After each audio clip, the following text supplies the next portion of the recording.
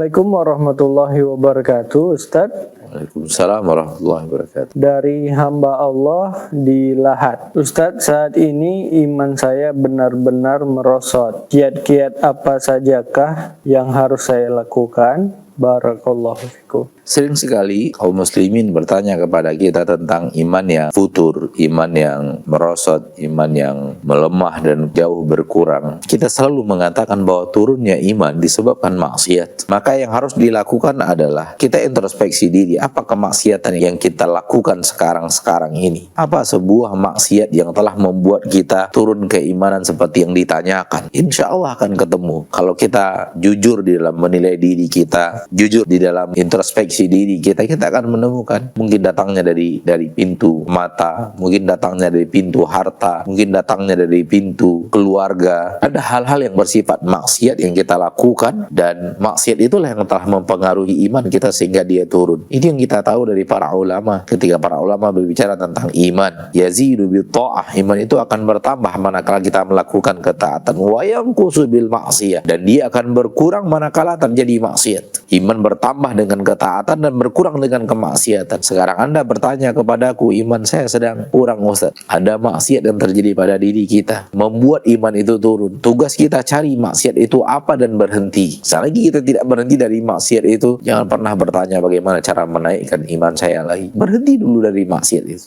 Putuskan hubungan antara kita dengan maksiat tersebut. Kalau ingin semangat mengembalikan iman, semangat untuk berhenti dari maksiat. Jangan katakan susah, Ustaz. Jangan katakan lingkungan tidak mendukung, Ustaz. Ketika seorang benar-benar di dalam hatinya ingin kembali kepada Allah Tabaraka wa Ta'ala, kondisi para sahabat lebih parah daripada kita. Para sahabat Nabi SAW ketika mengikrarkan iman lebih parah daripada kita kondisi masyarakatnya. Namun mereka membuktikan kepada kita bahwa syariat Allah itu bisa mereka amalkan. Memang tantangannya berat, akan tetapi bukan mustahil. Memang harus ada hal yang berat yang harus dijalani, tapi bukan berarti manusia tidak mampu untuk itu. Oleh karena itu, berhenti dari maksiat itu. Tinggalkan maksiat yang akhir-akhir ini Anda lakukan sehingga membuat Anda mengalami kondisi yang tadi Anda keluhkan. Ini yang akan saya nasihati. Setelah itu, baru kemudian naikkan ibadah. Tambahkan waktu dengan membaca Al-Quran. Dekatkan diri ke masjid, ke rumah Allah. Datanglah sebelum waktu azan, entah 10